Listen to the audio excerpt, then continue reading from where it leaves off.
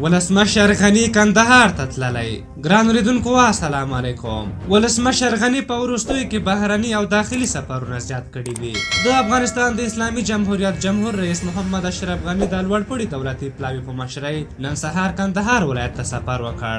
د هېواد جمهور رئیس به د یو شمېر ټولګټو پروژو د پرانیستلو ترڅنګ چې چارې بشپړې شوې له مشرانو، علماو، ځوانانو او ښځو سره جلا جلا کتنې هم ولري.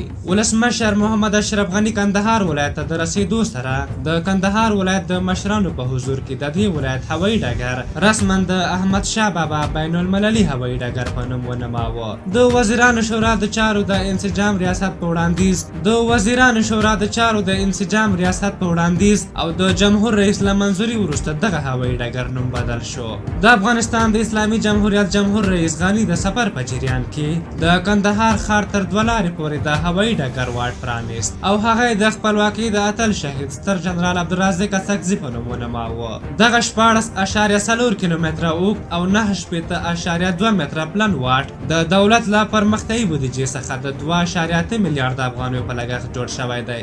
د ولسمشر دا اقدام ګڼو خلکو ستایلی او ویلي دي چې د رښتینو اتلانو په نومونو باندې د ځایونو نومول دغه اتلانو ته د درناوي نښه ده.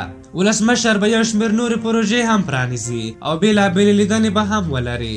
د ولسمشر منتقدین د هغه کړنې کمپایني بولي. اوس نو حالات داسې راغلی چې ولسمشر لمونځ هم کوي، منتقدین یې وایي چې کمپاین کوي. په هر حال تاسو د ولسمشر دغه کړنه چې د کندهار هوایي ډګر د احمد شاه بابا او د هوایي ډګر واټ د ستر جنرال عبدالرازق په نوم کړ څنګه ارزوئ؟ خپل نظرونه مو راته په کومنټ کې ولیکئ. که زموږ دغه ویډیو مو خوښه شوې وي ضرور لایک کړئ. د نور ویډیوګانو لپاره زموږ یوټیوب چینل حتما سبسکرایب کړئ. تر بلې ویډیو مو په لوی او بخښونکي خدای سپارم. د الله په امان.